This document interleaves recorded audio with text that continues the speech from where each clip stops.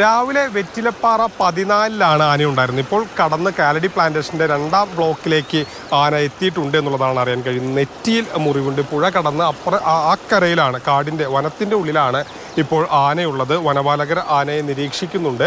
നെറ്റിയിൽ മുറിവേറ്റ നിലയിലാണ് ഈ ആനയെ 4 ദിവസമായി ഇവിടെ കാണുന്നു. വനം വകുപ്പ് നിരീക്ഷിക്കുന്നുണ്ടായിരുന്നു. ഇതിനിടയിൽ ഈ ആനയുടെ മുറിവ് കൂടുതൽ രീതിയിലായി, അതായത് പഴുത്ത് പുറത്തേക്ക് വരുന്ന ഒരു സ്ഥിതി വന്നു.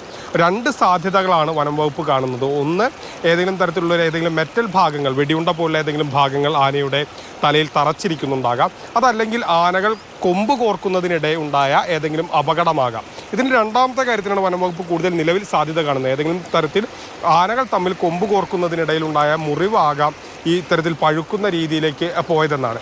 ഈ മസ്തകത്തിലേക്ക് ഇങ്ങനെ ഒരു ചെളി ഇങ്ങനെ എറിയുന്ന രീതിയിലാണ് കണ്ടത്.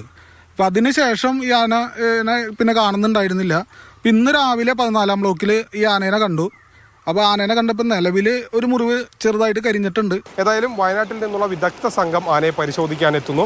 20 അംഗ ടീമിന് നേതൃത്വം നൽകുന്നത് അരുൺ സക്രയാണ്. അരുൺ സക്രയുടെ നേതൃത്വത്തിൽ മറ്റൊരു ദൗത്യത്തിനു കൂടി അതിരപ്പള്ളി ഒരു വേദിയാകുന്നു എന്നുള്ളതാണ് പ്രധാനപ്പെട്ട കാര്യം. ഇന്ന് വൈകിട്ടോടെ ഈ സംഘം ചാലക്കുടി അതിരപ്പള്ളിയിലെത്തും. അതിനുശേഷം ഒരുപക്ഷെ നാളെയോ അല്ലെങ്കിൽ മറ്റന്നാളോ ആയിട്ടായിരിക്കും ദൗത്യം ഉണ്ടാവുക. ദൗത്യത്തിൽ 2 കുങ്കിയാനകളുണ്ട്. വിക്രമും അതോടൊപ്പം തന്നെ കോന്നി സുരേന്ദ്രനും ഈ ദൗത്യത്തിൻ്റെ ഭാഗമാകുന്നുണ്ട്. മയക്കുവെടി വയ്ക്കുക, ആനയെ നിർത്തിക്കൊണ്ട് തന്നെ മയക്കുക, അതിനുശേഷം 2 കുങ്കിയാനകളുടെ സഹായത്തോടെ ആനയുടെ അടുത്തേക്ക് എത്തുക, എന്നിട്ട് മുറിവ് പരിശോധിക്കുക. ഏതെങ്കിലും തരത്തിലുള്ള മെറ്റൽ ഭാഗങ്ങൾ ആനയുടെ നെറ്റിയിൽ തറച്ചിരിക്കുന്നുണ്ടെങ്കിൽ അതെടുത്ത് കളയുകയും മരുന്ന് നൽകുകയും പിന്നീട് ആൻറ്റിബയോട്ടിക് നൽകുകയും ചെയ്യുക. അത്തരത്തിലൊരു ചികിത്സയിലൂടെ ആനയുടെ ആരോഗ്യനില മെച്ചപ്പെടുത്താൻ കഴിയും, ഈ മുറിവ് മാറ്റാൻ കഴിയുമെന്നുള്ള പ്രതീക്ഷയിലാണ് വനം വകുപ്പ്.